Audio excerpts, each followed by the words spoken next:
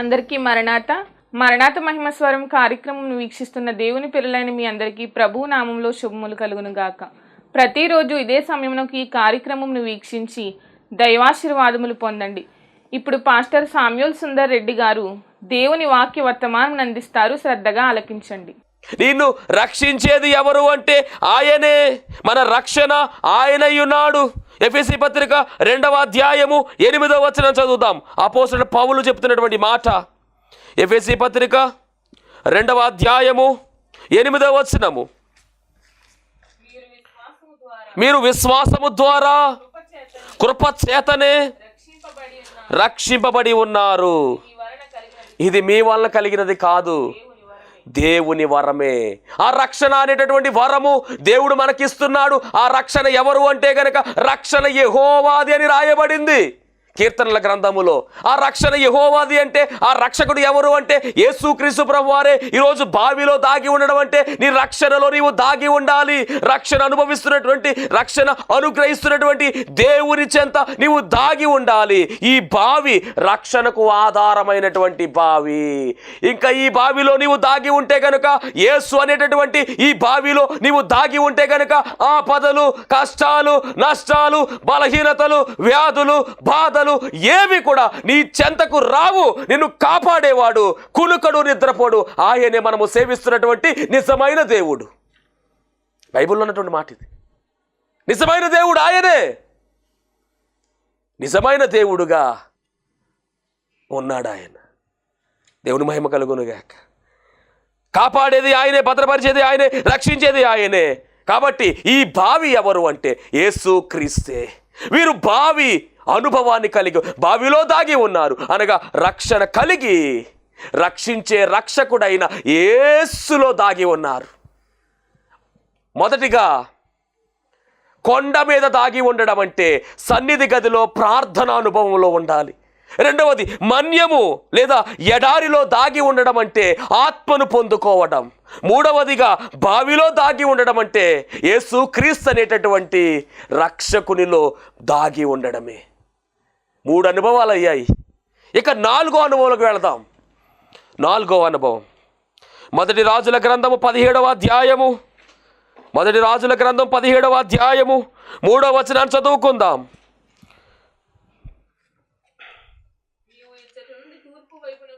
నీవు ఇచ్చట నుండి తూర్పు వైపునకు పోయి యోర్దానుకు ఎదురుగానున్న కెరీతు వాగు దగ్గర దాగి ఉండుము.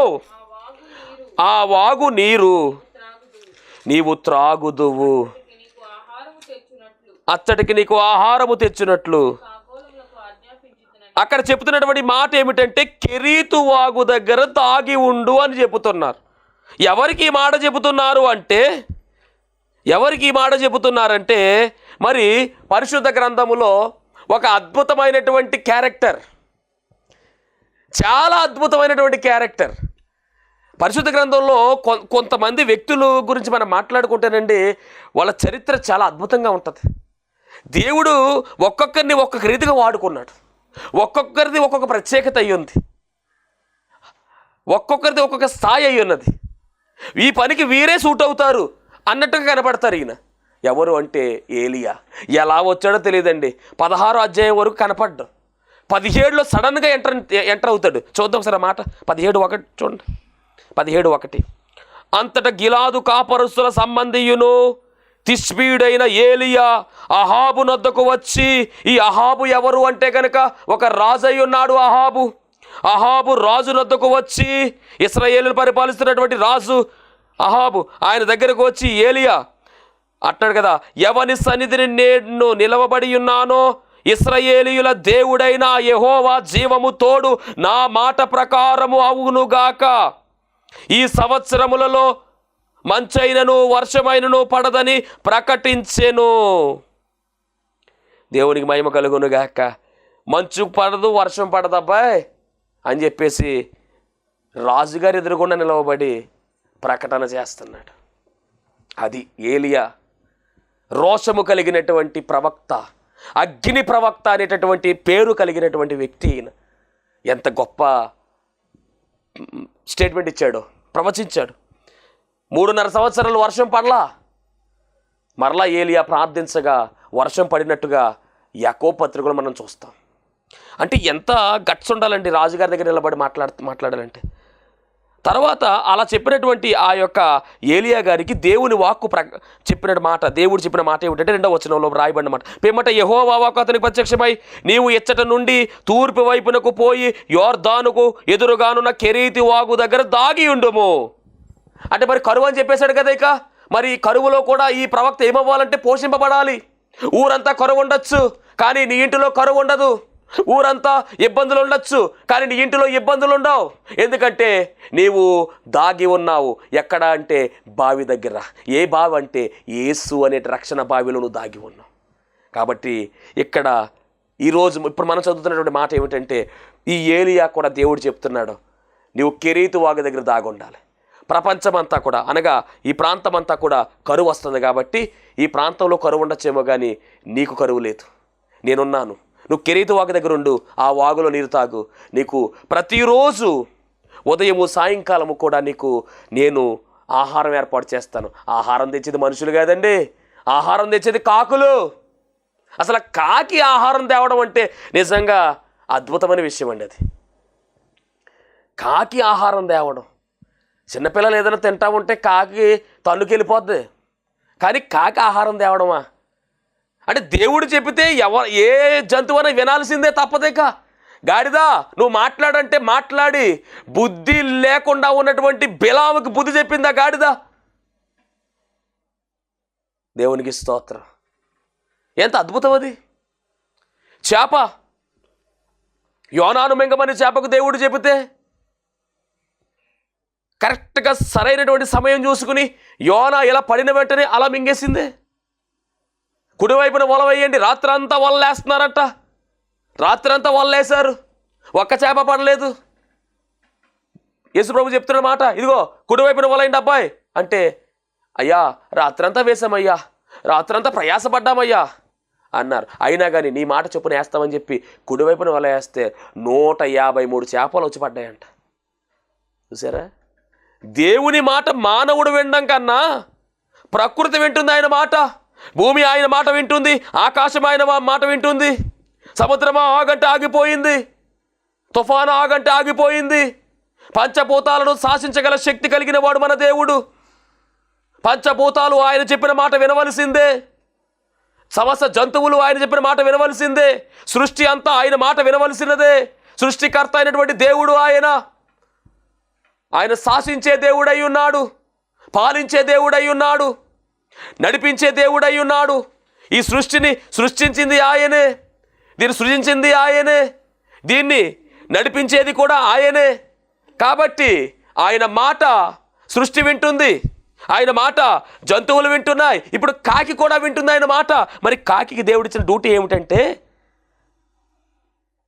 ఆ వాగు నీరు నీవు త్రాగుదువు, అచ్చటికి నీకు ఆహారము తెచ్చినట్లు నేను కాకోలములకు ఆజ్ఞాపించి తిని అని చెప్పాడు. అలా చెప్పినప్పుడు అక్కడ కాకోలములు ఉదయమందు రొట్టెను మాంసమును. ఏమంటే చాలా చిత్రం అండి ఇది. ఉదయమందు రొట్టె మాంసం అంట, అస్తమయమందు రొట్టె మాంసమును అతని యొద్దకు తీసుకుని వచ్చుచుండెను. డ్యూటీ వేసేసాడు కాకి. డ్యూటీ ఏమిటంటే నువ్వు రొట్టె పట్టుకెళ్ళాలి, అలాగే మాంసం పట్టుకెళ్ళాలి.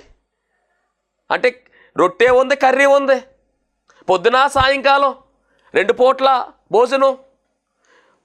త్రాగడానికి కెరీతు వాగులో నీరు తాగమన్నాడు. నువ్వు హ్యాపీగా దాగుండని చెప్పేశాడు దేవుడు. ఎంత గొప్ప కార్యం అండి ఇది. దేవుడు మహిమ కలుగునుగాక.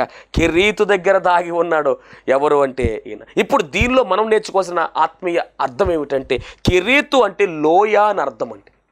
అంటే లోయ దగ్గర మనము దాగి ఉండాలి. లోయ దగ్గర దాగి ఉన్నటువంటి, కెరీతు దగ్గర దాగి ఉన్నటువంటి దాని అర్థం ఏమిటంటే అక్కడ ఆహారం ఉంది, అక్కడ ఆహారం ఉంది. ఈ ఆహారము కాకి ద్వారా దేవుడు పంపిస్తున్నాడు. ఆహారం ఉన్నటువంటి ప్రాంతములో మనము దాగి ఉండడము అంటే అర్థం ఏమిటంటే దేవాలయములో మనము దాగి ఉండాలి. దేవుని మహిమ కలుగునుగాక. దేవాలయములో మనము దాగి ఉండాలి. దేవాలయము యెహెజ్కేలు గ్రంథం 34వ అధ్యాయము 13-14 వచనాల్లో మనం చూడొచ్చు. దేవాలయము దగ్గర మనము అంటే కెరీతు అనేటటువంటి ఈ వాగు దేని చూపిస్తుందంటే దేవాలయానికి సూచనగా ఉంది. దేవాలయములో నీటి ఊటలు గల స్థలము, దేవాలయము నీటి ఊటలు గల స్థలము కాబట్టి ఇక్కడ ఆహారం ఉంటుంది. యేసుకేలు 34:13-14 వచనాలు.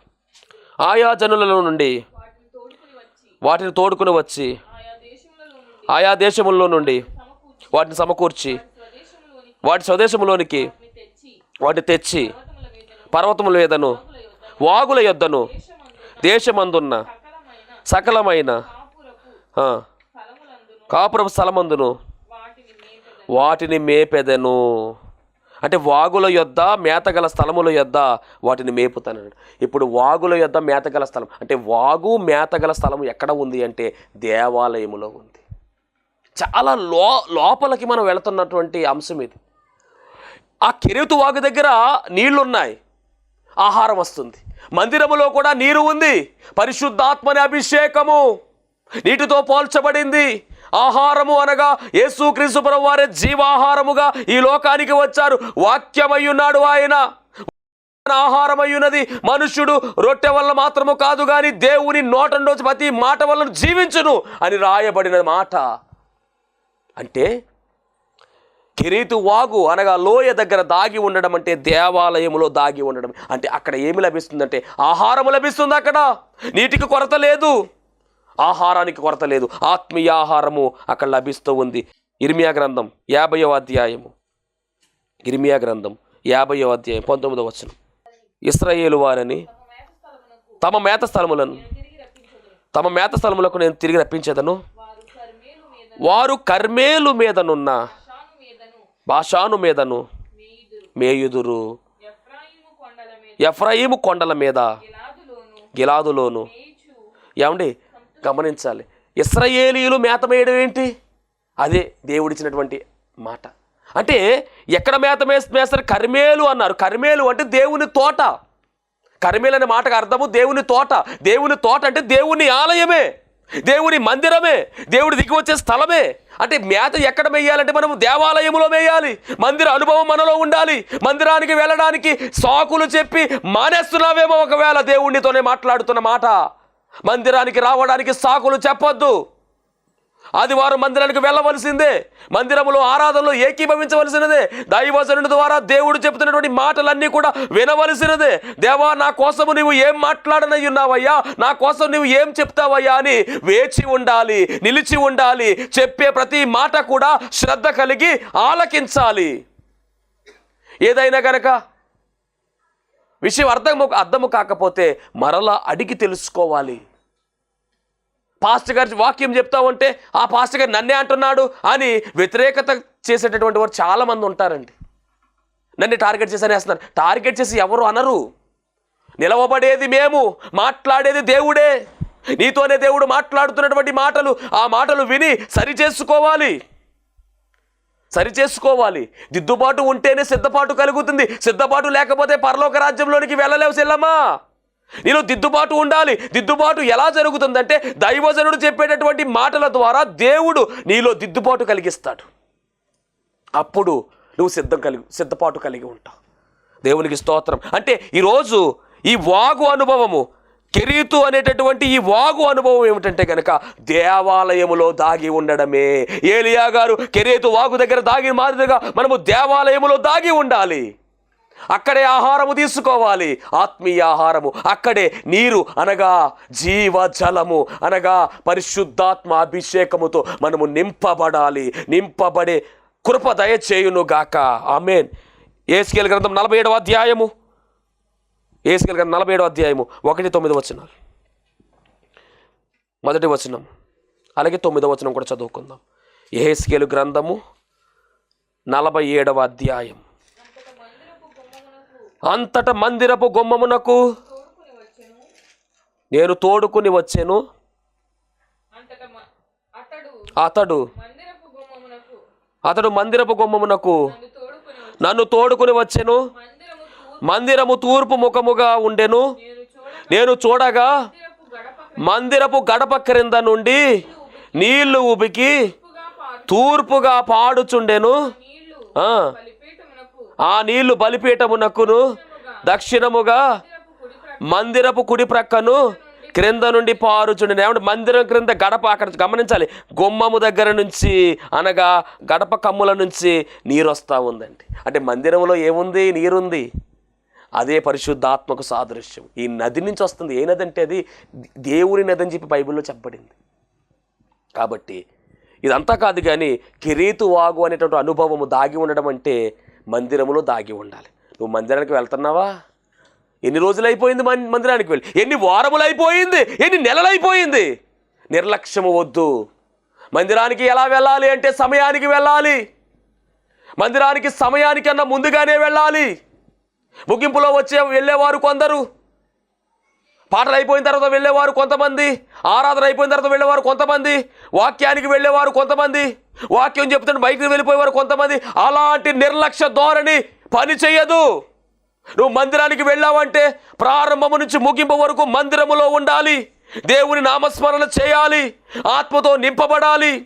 నీ యొక్క అంశములు కావచ్చు, నీ సమస్యలు కావచ్చు, దేవునితో మాట్లాడాలి. అప్పుడు దేవుడు వాక్యము ద్వారా నీతో మాట్లాడి నీకు వాక్యము ద్వారా నీకు ఒక అనుభవాన్ని ఇస్తాడు, ఒక ధైర్యాన్ని ఇస్తాడు, ఒక బలమైనటువంటి ఒక మాట నీకు తెలియజేస్తాడు. ఇది జరగాలంటే నువ్వు ఎలా ఉండాలంటే ఆసక్తి కలిగి నా దేవుడు నాతో మాట్లాడతాడని విశ్వాసము కలిగి నువ్వు మందిరములో ప్రారంభము నుంచి ముగింపు వరకు ఉంటే దేవుడు ఆశీర్వదిస్తాడు. అందుకని దేవాలయంలో ఏముందంటే ఆహారం ఉంది. దేవాలయంలో ఏముందంటే నీరుంది. కెరీతు వాగు దగ్గర ఆహారం పెట్టాడు దేవుడు. కెరీతు వాగు దగ్గర నీరుంది. దేవునికి మహిమ కలుగును గాక. ఈ అనుభవం మనం గమనిస్తే ఇది 4వ అనుభవం. ఇక 5వ అనుభవంలోకి వెళదాం. మొదటి సమూయేలు గ్రంథం 13వ అధ్యాయము 6వ వచనం. ఇశ్రాయేలీయులు దిగులు పడుచు వచ్చి తాము ఇరుకులో ఉన్నట్టు తెలుసుకుని గుహలలోను పొదలలోను ఉన్నత స్థలములలోను కోపములలోను దాగి ఉన్నారు. కోపములోను దాగి ఉన్నారంట. ఇక చాలా ప్లేసులు చెప్పారు, ఆల్రెడీ మనం చదివేసుకున్నాం. మెట్టల్లో అంటే కొండల మీద కట్ట దాగి ఉన్నాడు. ఇక్కడ కోపములో దాగి ఉన్నారు. కోపము అంటే అర్థం ఏమిటంటే అగాధమని అర్థం. ఒకసారి 13:5 కూడా చదువుదాం. ఎందుకు దాగి ఉన్నారు? ఎందుకు దాగి ఉన్నారన్నమాట. ఫిలిస్తీయులు ఇశ్రాయేలీయులతో యుద్ధము చేయుటకై 30,000 రథములను 6,000 గుర్రపు రౌతులను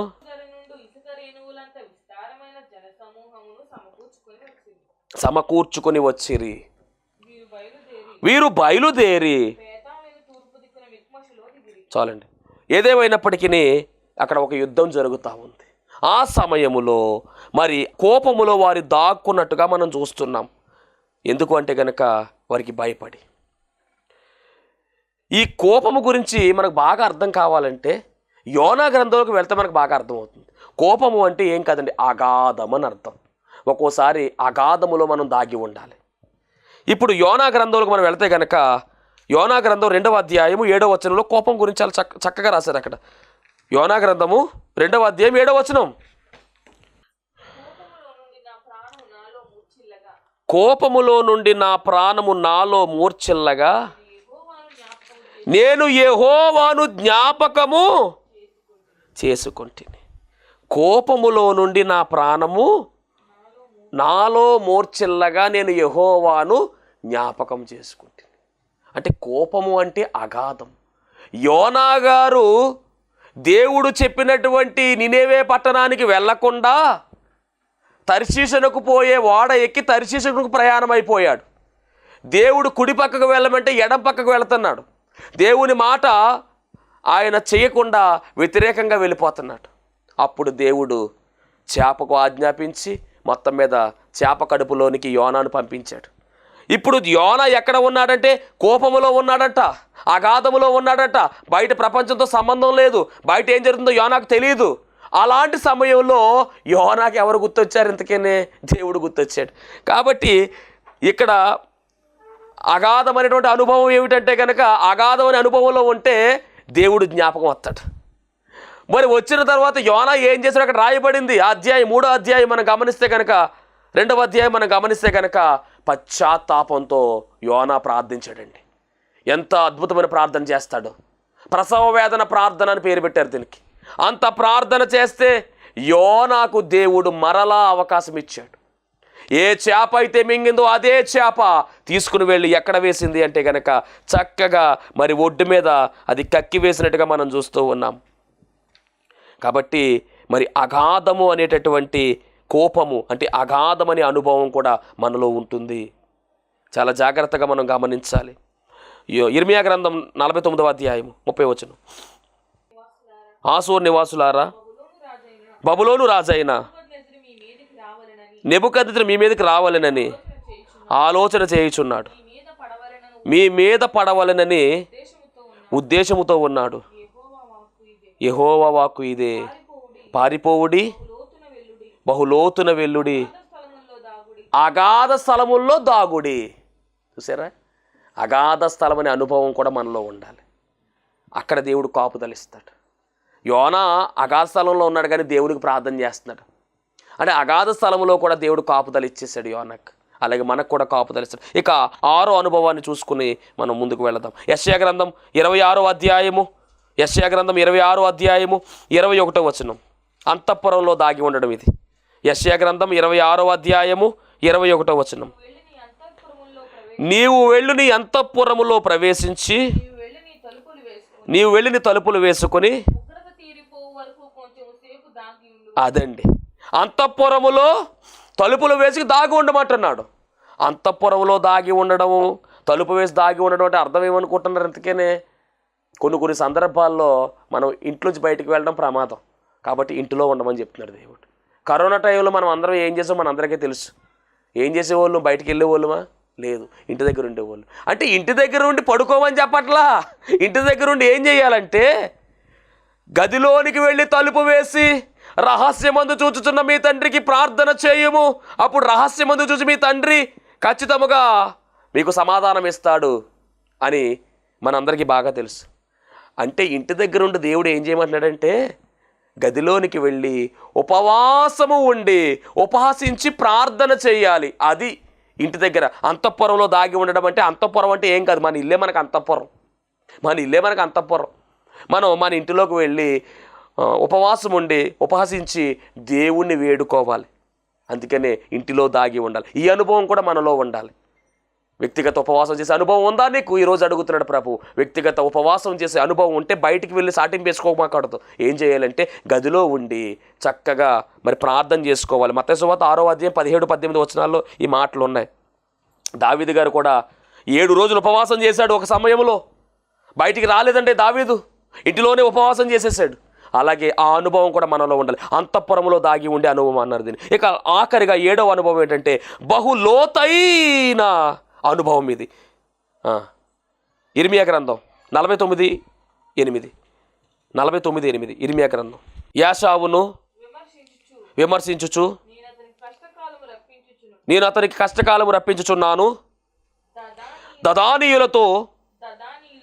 దదానీయులారా పారిపోవుడి, వెనుకకు మల్లుడి, బహులోతున దాగికొనుడి.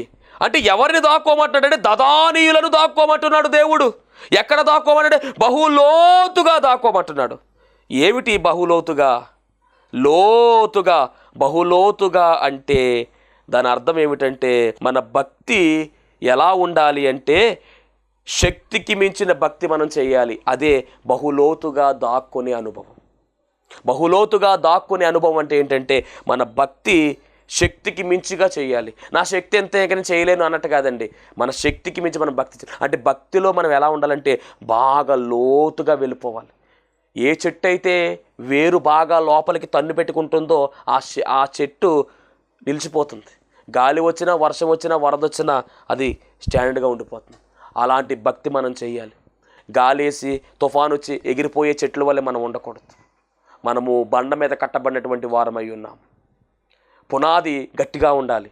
అదే దాన్నే లోతైన అనుభవం, బహులోతులో దాగి ఉండడం అంటే మనము లోతైనటువంటి భక్తి చేయవలసిన వారమై ఉన్నాము. శక్తికి మించి మనం భక్తి చేయాలి. అదే చెప్తా ఉన్నారు. సామెతల గ్రంథము 17వ అధ్యాయం 10వ వచనం.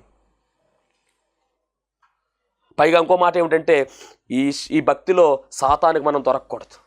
సాతానే కదా పట్టుకుని చూడడానికి ప్రయత్నం చేస్తూ ఉన్నాడు, ఎప్పుడు మింగుదామా అని ఎదురు చూస్తూ ఉన్నాడు. సామెతలు కదా 17:10, బుద్ధిహీనునికి 100 దెబ్బలు నాటునంత కంటే బుద్ధిమంతునికి ఒక గద్దింపు మాట లోతుగా నాటును.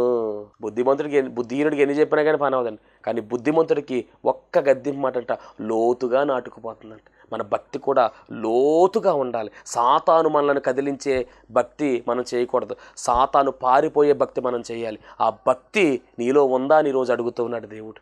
అంటే దాగి ఉండే అనుభవంలో, కొండ మీద దాగి ఉండే అనుభవము అనగా ప్రార్థనలో సన్నిధి గదిలో దాగి ఉండడము, రెండవది మన్యములో దాగి ఉండడం అంటే ఆత్మను పొందుకోవడము, అలాగే మూడవది బావిలో దాగి ఉండడం అంటే రక్షణకర్త అయిన యేసులో దాగి ఉండడము, నాలుగవది వాగు దగ్గర దాగి ఉండడం అంటే ఆహారం వస్తున్నటువంటి దేవాలయంలో దాగి ఉండడము, కోపము అనగా కోపములో దాగి ఉండడం అంటే అగాధములో దాగి ఉండి ఆయనకు మొర్ర పెట్టడము, అలాగే ఆరవది అంతఃపురంలో దాగి ఉండడం అంటే మన ఇంటిలో ఉపవాస ప్రార్థన చేయడము, ఏడవది లోతుగా దాగి ఉండడం అంటే భక్తిలో లోతులో మనం ఉండడము.